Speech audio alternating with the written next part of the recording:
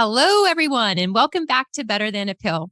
Today, I am so excited to have Dr. Alissa Wolfe as a guest, and she is a chronic pain specialist and physical therapist. So, welcome, Alissa, and thank you so much for being here today. Hi, everybody. Hi, thank you for having me. This is going to be a really good chat today. And also, can I just mention how cool is the name Better Than a Pill? That is so fun and awesome. Great name choice. Thank you, Alissa. Yeah, I have to say, I like it too. it's pretty cool. Well, I Yeah. am so excited to learn more about your work with helping people with chronic pain and the approach that you use using the nervous system. So let's start off. Just tell us a little bit more. First off, what is a chronic pain specialist and how did you get involved in this work? Yeah. Well, I always like to say chronic pain, I did not choose chronic pain. It chose me. I didn't get into this field through having the experience of chronic pain personally, but just things in my path along the way. I started out as a physical therapist. I've had really great mentors and had a really great education in my PT program where I was exposed to kind of chronic pain science and neuroscience. And I just, in my practice, when I got out into the physical therapy, like real world outside of school, it was like, wow, there's this group of people that don't seem to get better with your traditional PT exercises and, manual therapies. As much as we tried, we'd get to a point where you'd hit a plateau. And so it kind of kept pulling me back to what I had learned about neuroscience. It was like, this is something we're missing. We need to address this part of the puzzle. I was so intrigued, just fascinated with it. I did a lot of my own, just like independent reading of research articles and journals, which is not what somebody would normally read. But it was like, ooh, this is fascinating. And I'd find an article about something about the brain and I'd be like, go down a whole rabbit hole of like different research studies. But eventually, thank goodness, a program was created that would allow healthcare providers to specialize in chronic pain. And then so I completed that program. It was back then it was through the International Spine and Pain Institute. And it was just anyone, it's not that anyone could do it, but you had to be some kind of healthcare provider. So they taught it to nurses and physical therapists and occupational therapists. Doctors could take it. So, but basically you could specialize in chronic pain. And their program taught a lot about basically that concept of the nervous system and what does the nervous system have to do with our pain and how can we address that side of the problem. So that is kind of what a chronic pain specialist is. But to me, in my role, I see it as something almost bigger than that because chronic pain specialist means that I work with people with chronic pain and I address the nervous system. But to me, I am like this, like, I don't know how to define myself. Like, am I a coach? Am I a provider? Am I a physical therapist? Am I a psychologist? Like, I feel like I'm a blend of all of those things because chronic pain really it needs that kind of like holistic approach. And so like really when you become a chronic pain specialist, you have to take on like all of those things in order to really like serve this population, the people with chronic pain. So yeah. Thank you. No, that's great. That helps. And as a pain-free movement coach, again, I'm not always sure what to call myself either. I get it. And I've had a lot of, success helping people with pain, not always chronic pain, but just pain in general and with movement. But I know there's a lot more. I know that not everybody can be helped just by movement. And so it seems like there's a lot of power in the nervous system. And I'm excited to learn a little bit more about that, especially when movement is not enough. And so I'm just wondering if you could give us a basic breakdown of how the nervous system influences pain. Yeah, it's so challenging to give a basic breakdown because this is a concept that like I think culturally and in society we're not really taught to see things from the side of the perspective, like side of the coin, I guess. We're taught to kind of like look for the structural and mechanical types of issues. Like if you have a disc bulge or you have arthritis or you have tendonitis or tendinopathy, like we're taught to look for those things, or like your alignment is off or whatever. But we don't see really past that. And like that there's an underlying, we have a nervous system. And so our nervous system innervates all of those structures in our body. We wouldn't be able to feel pain if we didn't have a nervous system. And so just like you can have things kind of go wrong in the structures in your body. So like you can sprain a ligament, right? You can tear a ligament, that kind of thing can happen. And that would affect your pain. But then you can also have changes that happen in the activity in the nervous system. We can't see that with x-rays or MRIs or a blood test, but we know that they happen. These changes happen, and then they can contribute to the pain problem. So it's almost as if you can have, at the same time, you can have two variables in the same experience of pain. Let's say you have a disc bulge and you have like sciatica or something like that. You can have the mechanical aspects of like, yes, the disc is pressing on the nerve. It's putting mechanical pressure on that nerve, and you're going to feel pain because of that. But at the same time, changes happen in the nervous system. In the nerve, the peripheral nerve, the sciatic nerve becomes more sensitive. Changes happen in the spinal cord that allow more messages, more danger messages and non-danger messages to come up the spinal cord and get to the brain. And then the brain can change and basically start interpreting. It's not that it interprets everything as danger, but it loses some of its ability to correctly interpret the messages. So the brain might be getting this message saying from the body saying, hey, you're wearing pants. And the brain gets this message of like, okay, you're wearing pants, but it doesn't hear that. It just says, okay, I'm getting this message, but I don't know what it's saying. And because I can't tell if we're just wearing pants or maybe we just got stabbed in the back, but I can't tell. I can't really figure out what's going on here. And so it's safe for the brain to assume that you got stabbed in the back. And we're going to act as if we just got stabbed in the back. So you're going to feel pain. I'm going to make pain because of it. And I'm also going to activate those fight or flight responses to assume that it's either an injury or an infection, something we need to protect you from. So I'm going to activate my fight or flight responses. So I'm going to tense up muscles in that area. I'm going to add like that super guarded muscle tension. It's going to pull resources from your gut and your digestive system, from your reproductive system. It's going to ramp up your inflammation in your body because, again, we're trying to either heal from an injury or fight an infection. We just don't know what's going on, but it's going to try to protect you. And so all of these things start happening. And all of that makes the whole pain problem worse. So when we're looking at pain from a nervous system perspective, we have to see that there are both elements at play. There are absolutely the structural and mechanical elements, but then there's also that element of the nervous system almost all the time. Like at any time we have pain, whether it's acute or chronic, we have a nervous system. The problem is in an acute injury, those changes in the nervous system are supposed to reverse themselves and go back to normal. But in 1 in 4 or 1 in 5, either 1 in 4 to 1 in 5 individuals, it doesn't do that. It stays. The changes in the nervous system stay, and that becomes problematic. So we believe that when pain transitions from acute to chronic, it always involves this nervous system element.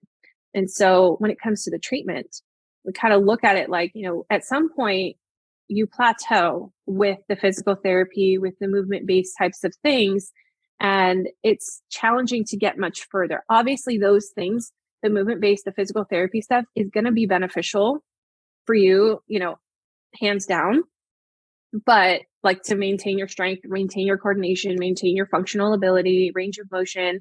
But to really get pain down further, you have to take on that additional, address that additional part of the problem at the same time. Thank you so much. It's, in my experience, just again, basic. I can feel my nervous system calming and encourage people a lot of times to use their breathing. I mean, that's all I do is slow down, focus on our breathing. And I can feel how that is related to the muscles and just how tension can be released through focus. And that's just one example that I know there's that correlation. And then just I just want to share an experience I had that really made me aware that there's more going on. Is I had a series of 2 car wrecks. So I had a cervical strain twice back to back. And I was doing a lot of things on my own, even, breath work, calming the nervous system, movement stuff. But I saw a cranial sacral therapist at the time, and she did some work around the skull area, and I was lying flat. And it just was amazing to me. I'll never forget this, is that my arm just began flailing like around, just uncontrollably. And she said, that's the trauma your nervous system was holding. And it's releasing. And it was like, wow. And I was so fatigued afterwards. So I just wanted to kind of share that and get your thoughts on that. And I know it's probably related to what you do and everything. I don't know, actually. So I know that, so this is an area where I still don't know enough about. I used to actually, my main mentor, the guy who got me really into chronic pain, actually did craniosacral therapy. At least I believe that's what he was doing, because he never actually defined it. But I got to watch those kinds of sessions where he would just, sit and I don't want to say lay hands, but basically like he would just sit and touch people, like touch their shoulders or touch the back of their head. And crazy things started happening. Their bodies would start moving uncontrollably. They'd start weeping. And when this was all happening, he would just kind of look at me with some side eye, like, yeah, isn't this cool and crazy? And I'm like, I don't know what is happening here. And in that time, that was during one of my internships. I said to me, I am so curious. Like I said to him, I was like, I'm fascinated about what's going on here. I need to know more. And he was like, I'm not going to tell you, because you are here to learn your orthopedic skills, and otherwise you'll get too distracted by this, because this is like advanced and you need to start with step 1. And so he never explained it to me in depth of what the heck was going on. And I know craniosacral, like I know that they're doing something with the flow and the ebb of the craniosacral fluid. And that it has its own like pulse, or it has its own rhythm, and they're doing something with that. But I can tell you right now, I don't fully understand it. I don't fully understand it. I know that I would almost put the craniosacral, it's such a challenging category of treatment, because like it feels like it's in the mind body category, to me. And but it also has this physiologic component. So I don't know how to classify it. And I wonder if it also has some energy healing type of thing going on. Those are places that, to me, I don't fully understand. And yet at the same time, when I don't fully understand something, that doesn't mean that I like don't believe in it. Like it's still like, there's plenty of energy healers out there and energy workers and people who do all of this stuff. And I've seen it work exactly what you're describing in the clinic. And I've seen these people like come in and they leave and they're like, they'll be, one time a year they do that treatment and they're like, that's it. That's all I needed. It was better. So it works, even though I don't fully understand it. But what I will say is, with work like that, there is that nervous system component, from what I can tell you, like in my own perspective, whether it's mind body work, craniosacral, learning to practice your breathing, calming the body down, working on those stress responses and stuff like that. If it's emotional work, whether it's unlocking trauma or working on emotional stuff, all of that stuff plays a role in this pain puzzle. Like earlier, I was just talking about like movement is an element, the nervous system is an element, our mental, our stress levels, our emotions, like all of that stuff plays a role. And I think that is touching a different sort of part of the puzzle.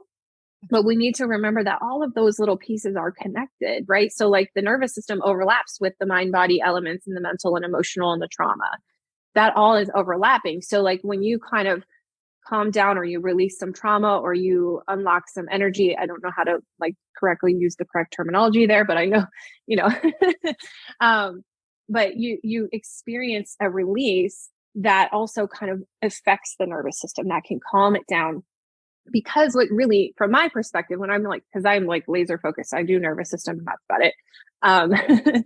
when you can calm that nervous system down, you're giving it that piece of like safety of like, okay, so constantly, like if the nervous system is kind of constantly in that state of like, can I say a bad word?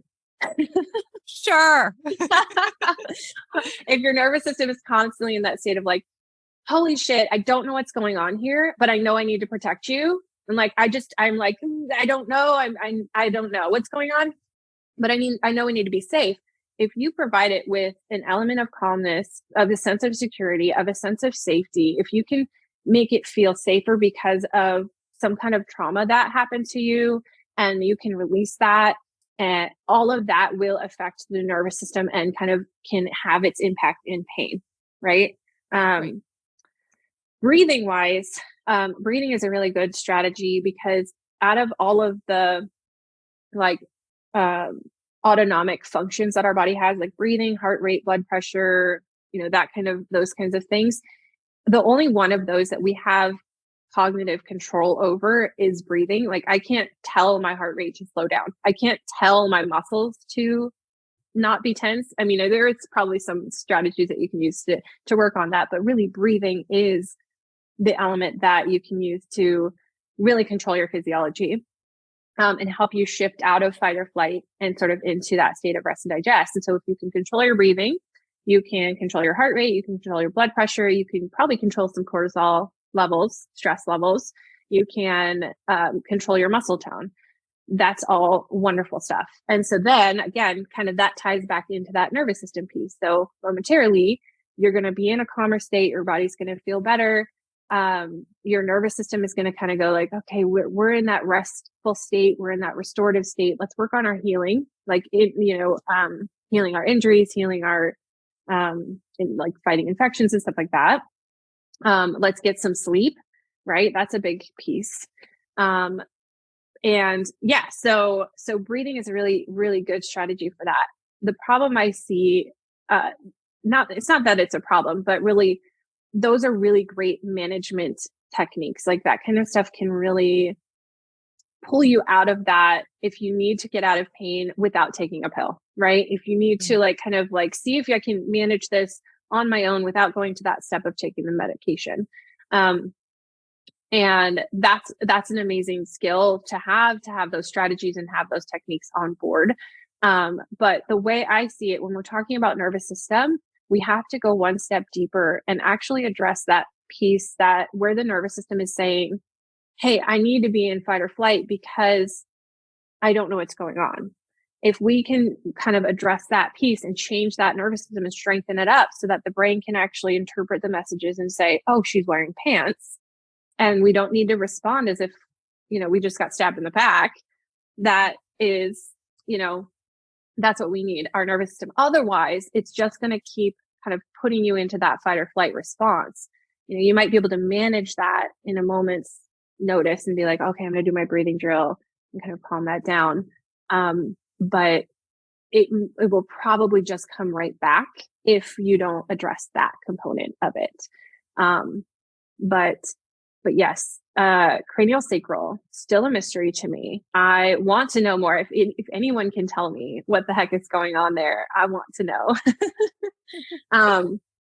And to be honest, I had a class in PT school, alternative medicine, kind of where we learned that we had a cranial sacral therapist come in, and she taught us to feel these rhythms of the cranial sacral fluid. And I felt it. Like it was there. I felt it. So like, I still can't explain it, but I know that it's a component. But this is what is so challenging. I think because, sorry, I'm rambling, but I think a lot of people, I was actually just having a conversation not that long ago with this guy. He's like, I have this knee pain and it's been there for a long time. I've been told I need to have surgery, but I don't want to have surgery, because I'm too young and I don't want to have a joint replacement. Right. What do I do? Like, what's the one thing that I should do? And he's like, should I get injections? I'm like, friend, the answer is not one thing, because your problem is multifaceted. There's multiple things going on. Yes, you need the movement and physical piece. Yes, you probably need some nervous system components. Maybe you need an anti-inflammatory thing. Maybe that's like anti-inflammatory diet. Maybe that's injections. Maybe that's taking an anti-inflammatory medication. I don't know, but like we have to be able to see that pain is multifaceted and it has these different components. You have to address all of those different components. And it was like so hard for him to hear that. He's like, yeah, but I want the magic pill. I want the, like, what's the thing? So we need to have multiple factors. And so for some people, craniosacral may be a really good thing, or like, addressing some of that trauma. Cause I know there's so many people who come into chronic pain having a history of trauma, got to deal with that stuff. All of that kind of ties together, because I've actually worked with some people, working with their nervous system, and we've kind of we've gotten them as far as we could with the nervous system, and then still kind of gone like, okay, it seems like there's some trauma stuff actually getting in our way here. So that is something I need you to go work with a trauma therapist, because I am not that person, like, you have to build your team. You have to build like your own pain care plan that suits all of your unique components of your pain. It is multifaceted. It isn't just one thing. And yes, it is fascinating. And what you just said about trauma makes sense to me. Like the trauma I had was from a car wreck. It could be trauma from all kinds of things. And so knowing that, it seems like it's not just the nervous system at play, but there's also fluid that they're working with. And it's a method in and of itself that was helpful. Getting back to the work that you do, which involves retraining the nervous system. Right. Okay, a couple of things on that. What signs or symptoms, or how do you know that somebody needs to retrain the nervous system? How do you know? I know this is going to sound like very vague, and like, honestly, if you have chronic pain, meaning like you've had pain lasting longer than 6 months, you probably could benefit from a nervous system retraining approach, just because, and I would say, and you've tried some of the traditional methods like physical therapy, you probably tried some of those traditional things. And, you've ruled out like big medical stuff, of course, like you don't want to like not address anything big medical, like, if you need a surgery, go get a surgery, but really, I know that sounds so super vague. But if pain has persisted for longer than we want it to, 6 months, then you're in that chronic state. And it's very likely, it's so common to have these changes in the nervous system that we can address that. Now, signs and symptoms that you might have, like a nervous system problem, aside from the length of time that you've had the pain, if it doesn't respond to traditional therapies, usually the longer it exists, it shows more of these signs. But basically, like, pain can spread, pain can become more and more widespread, like from head to toe or in more than one area, pain that travels or like starts in your back, but then like you treat the back and now it's in your knee. And then, now it's also in my shoulder, but now I have headaches, the traveling pain, the spreading pain, pain that doesn't seem to present with like your really mechanical signs and symptoms. So like, it will still probably have the mechanical elements. A lot of times it does. Like if you bend a whole bunch, if you just spend, 6 hours gardening and your back hurts, like, yeah, okay. So like that makes sense. But also you might have periods where the pain just kind of shows up spontaneously and you're like, I don't know what I did. I didn't seem to do anything physical to cause this. It just seems to flare up. So that's when we start to see people who are sensitive to changes in weather, changes in stress. They might be sensitive to food, like certain foods, and like causing an inflammatory response in their body. Those kinds of things. So really big decreased tolerance in like sitting or staying in one position for a long period of time. And that has to do with sensitivity to changes in oxygen, like blood and oxygen. So when you sit or you're not moving for a long time, you're not getting as much blood moving around. So your nerves are very sensitive to that, like, oh, we're not getting enough oxygen. I'm going to let you know, brain, we need more oxygen, move. And so those are some signs. If you really get further and further into it, you have issues with sleep. We have issues with brain fog start to come up. We have, sometimes it leads to having an impact on the digestive system. So a lot of people will present with like gut dysfunction that can present in lots of different ways. reproductive system dysfunction, whether it's something as simple as having really low libido to something as complex as endometriosis and uterine fibroids and stuff like that. That sometimes that shows up. Immune system imbalances, we always see that, like having widespread inflammation or even having an autoimmune condition, sometimes that shows up. Brain fog, fatigue, I might have already mentioned fatigue, but it kind of presents as this syndrome. The worse and worse it gets, to kind of like the further down you go into having that like whole chronic pain syndrome sort of thing. But it can start as something as simple as like a really bad sprained ankle that, you spent whatever too long, let's just say, in a boot, and maybe there were some predisposing factors that didn't go, like that just were not in your favor. So like maybe you had a really bad car accident, there was a lot of stress, maybe there was some like litigation going on and that adds to the stress. Maybe your doctors weren't really like paying attention, they seem like they were like discounting you, we're taking it seriously, you didn't feel like you were getting the right kind of care. Like, so, and then genetics can be a predisposing factor. But all of that, perfectly imperfect concoction of predisposing factors can start off as like can take a simple ankle sprain injury and take you into that chronic, condition, years down the road. So, really, really important, like to kind of recognize some of those signs and say, okay, you know what, maybe I do actually have this nervous system component going on.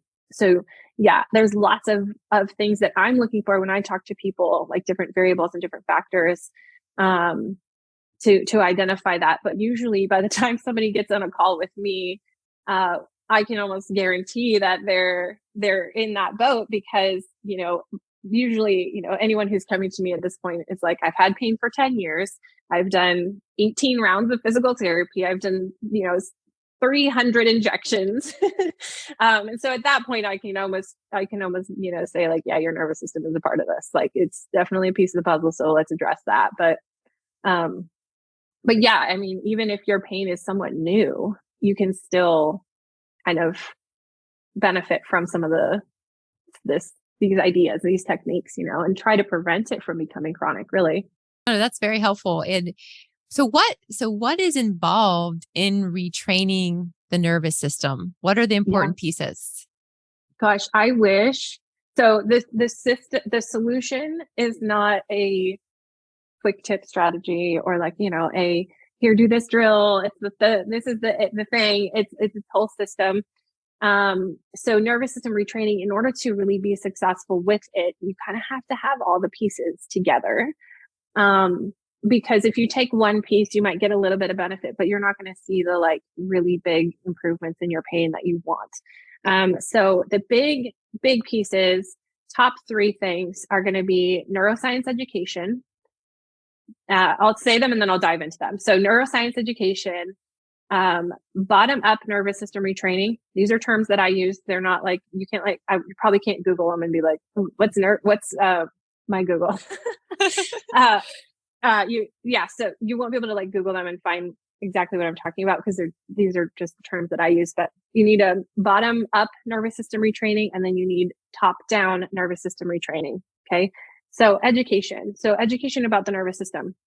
Like I said, when we first started chatting, people know a lot about the anatomy, the physiology of their injuries. Like I get on the phone with people and they're like, my, C6, C7 facet joint on the left. They're like using very clinical terminology. Like people, you guys know your anatomy, your physiology, the structural components very well.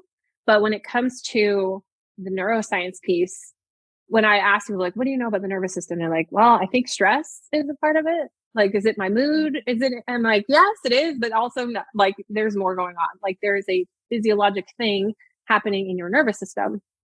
When we understand what that is, it is greatly transformational. I have had, like in my program, people always want to come in. They're like, what are the drills, right? Tell me the drills. What do I do? Like, I'll do it right now. Just tell me what they are. I'll skip all the rest.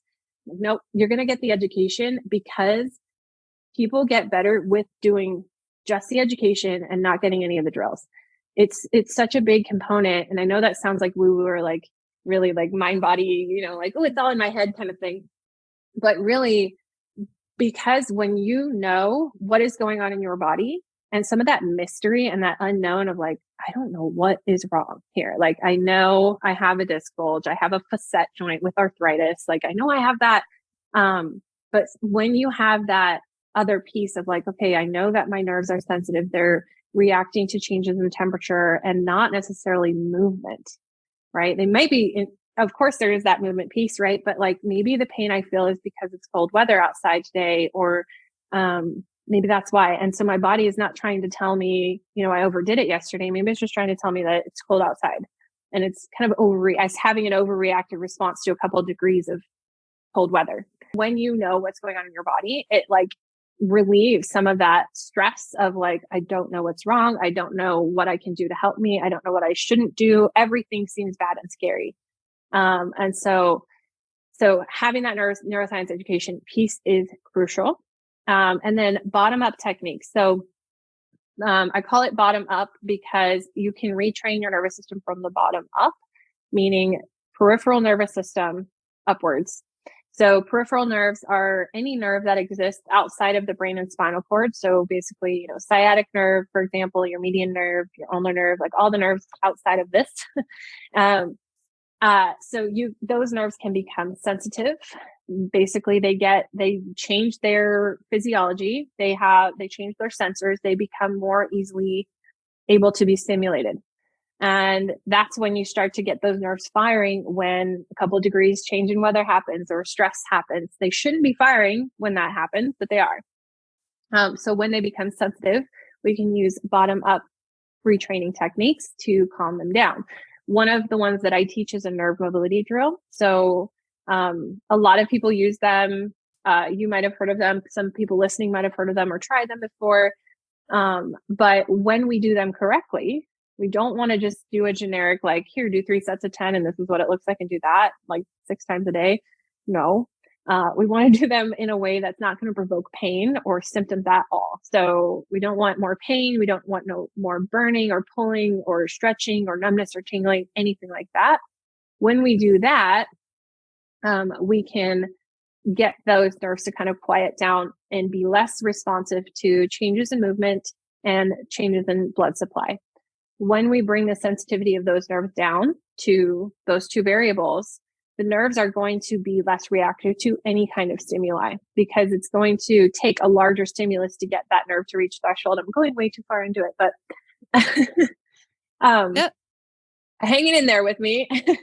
But as we bring down the like baseline reactivity level of our nerves, they become less reactive to any kind of stimuli. So that's beautiful. So we can do bottom up. And then we have top down. So top down means retraining from the top down or from the brain and spinal cord downward. So we address some of the specific changes that happen in the brain. One of those is, like I said, the brain loses some of its ability to correctly interpret those messages from the body. So if we can strengthen that part of the brain up, it should be able to get a message and accurately decide, okay, that's you wearing pants. We don't need to respond versus, yep, she just like stubbed the heck out of her toe. We need to get the ice pack or whatever. I don't know. But yeah, so top down techniques. I teach a series of 4 top down techniques that follow kind of a progression from easiest to most likely to provoke pain, more likely to provoke pain. The goal is never to provoke pain. The goal is never to like push into pain.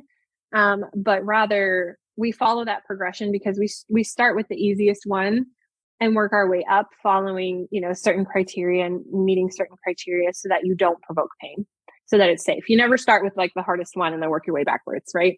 So we follow that progression. And those drills, they work by activating our mirror neurons in our brain. And what that means is they basically get your brain to experience doing the activity or the movement or the position or the exercise or whatever your pain provoking thing is without provoking pain at the same time. So that's one element that it does. So it gives your brain the opportunity to experience that thing without the pain So a couple of things happen. It kind of decreases the strength of those synapses, where one pathway is like, let's say, doing the dishes, and the other pathway is pain. And if every time you've done the dishes for the past, I don't know, 5 years, this pattern of doing the dishes, pain, doing the dishes, pain, doing the dishes, pain is just kind of existed.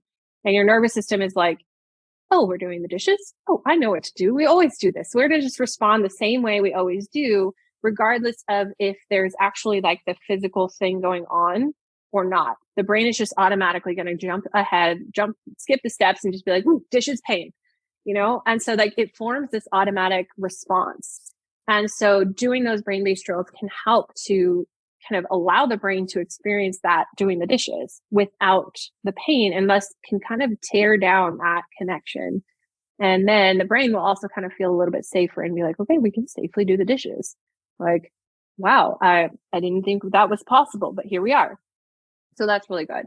The other piece is it helps to strengthen up our, like I said, the processing ability. So we can provide various different sensory stimuli to the body and basically get the brain to correctly interpret them. So this is going to sound, I don't know, this might sound weird or whatever, but like basically like if you can like touch, a paintbrush versus like the back end of a pen cap or something like on your skin, your brain should be able to tell there's a difference, right? Like that's the paintbrush, that's the pen cap.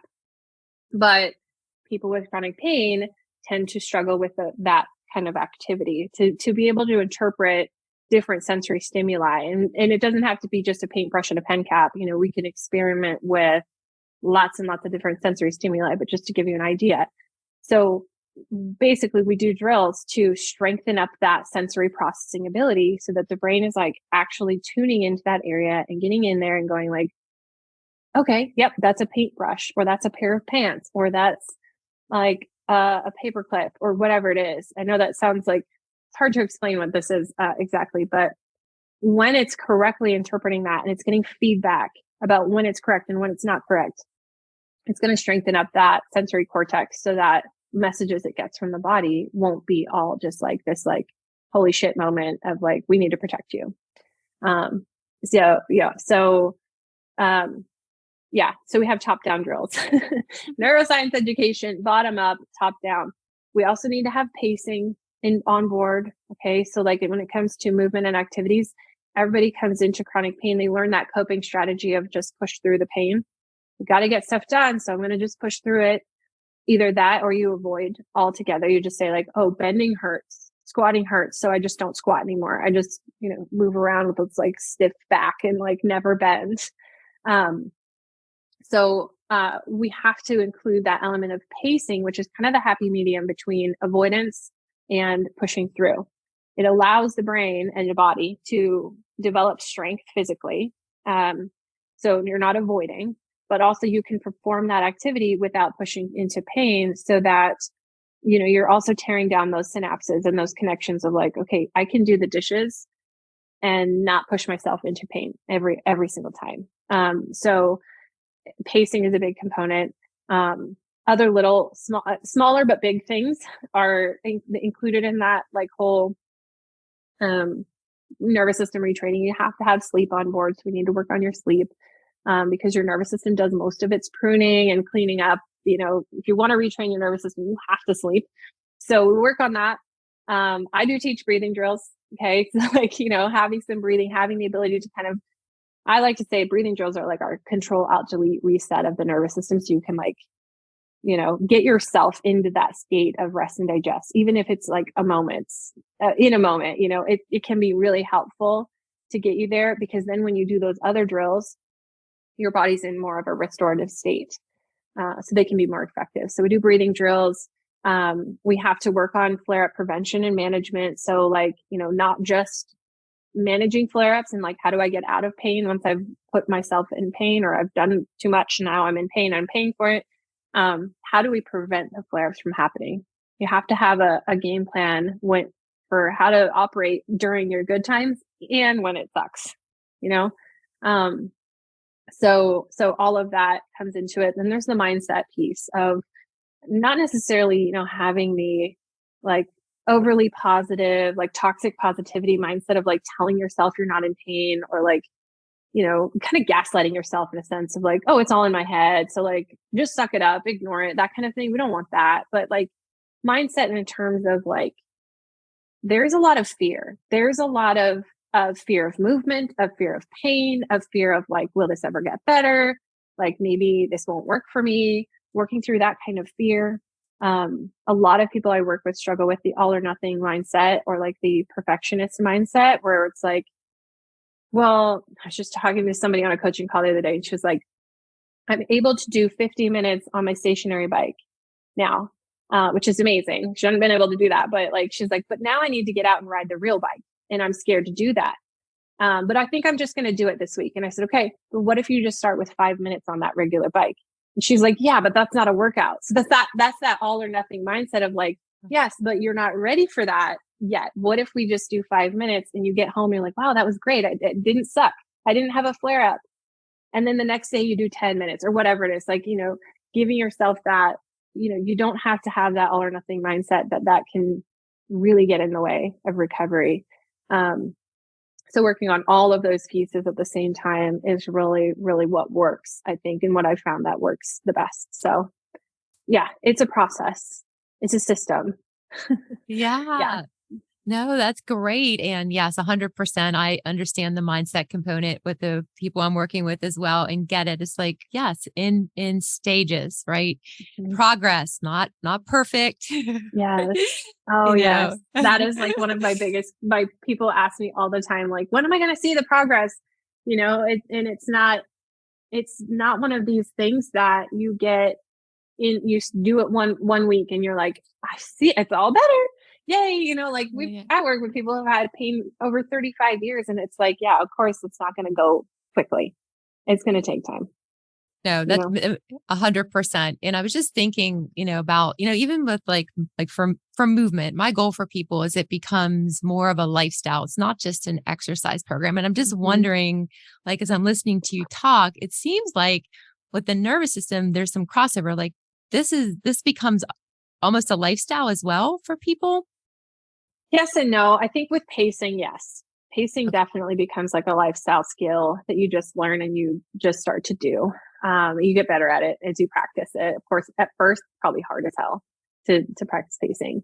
But some of the strategies, so like the brain based drills, for example, the brain based drills may not be something you have to include all the time for the rest of your life in every day, because you should get to a point. So like like I said, the brain-based drills follow a progression from like easiest to harder. The next step up from a brain-based drill would be actually performing the movement in real life and starting to get moving. So my goal is to progress people through those brain-based drills and then get into the moving elements a little by little. So in the beginning, so like very beginning, it's just brain-based drills. And then you move up to like mixing some brain-based drills with real movement. And then at some point, you should be able to just get to this phase of like, I'm going to the gym, I'm riding my bike, I go swimming, like I go on hikes, and you're just doing the movement bits. And then really when you get to that point, the brain-based drills become a tool in your toolbox for flare-up management. So when you have that flare-up and you're like, I can't do my movement like I normally would, I'm in bed, I'm going to go back to my brain-based drills because it's not a big moving thing. You can do them in bed. Um, you can use that as a flare-up management tool to kind of get yourself out of those flare-ups faster. So yes, to some extent, it is a lifestyle. It's learning the skills really and how to put them all together. But um, it may not be one of those things that you have to include in your life every single day for the rest of your life. Um, because they have, if you can change the activity in your nervous system, it should have a long term effect. It's not Yeah. like a breathing drill where it's like if I do it the days I do my breathing drills, I feel better. It should have that longer term effect. So it's kind of figuring out where you're at and how long you have to kind of follow that progression because everybody's a little bit different. And like some people start off and they're already in the movement phases. So it just depends on the person and that progression. But yes, it is a little bit of a lifestyle skill. Thank you. That makes sense. So that some things people are not going to need to be doing all the time. There's a certain point where they can stop or they can use them, like you said, in a flare-up situation. And then, because I know you see this all the time, like, I know it can be individualized, but once they, somebody goes through the drills, like, I'm just curious, like, how long typically, just an idea, if you like to see improvement in somebody, how long does that take? So like I said, it can vary. It varies. And I wish I had like specific data on this. I do have specific data on like because like when people start working with me and when they finish after 16 weeks, they take an assessment. So like I actually have data points on that. So I know that improvements are happening prior to 16 weeks because they're finishing with improvement. So 16 weeks or less. Now, within that time frame, it's hard to say, what week it is, but I have people who I've worked with for 1 month, like 4 weeks, 4 weeks. And they're like I said, before even starting and doing a brain-based drill, before ever touching one of those drills, they're already like seeing huge improvements. I had one client who like came to me and he's like, started out, could not sit in a chair, could not put on a pair of shoes, just like, 10 out of 10 back pain every day. And then in a matter of 3 or 4 weeks, he jumped on the call with me and he's like he's sitting on the floor when we started our call. And he's like, I'm doing this because I needed you to see it. I'm sitting on the floor right now. And he's like, in the following weeks, he went back to, of all things, he did like martial arts. He's like, I'm doing martial arts again. And so like transformations can start happening relatively early. Like when you look at the grand scheme of like how long you've been in pain, 3 or 4 weeks is pretty quick.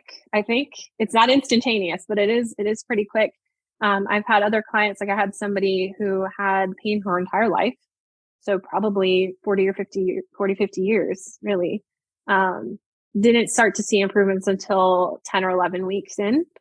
Took a little bit more time, a lot of patience, but a lot of commitment on her part. She's a rock star because she's stuck with it. And even though it was like, I don't see it happening yet.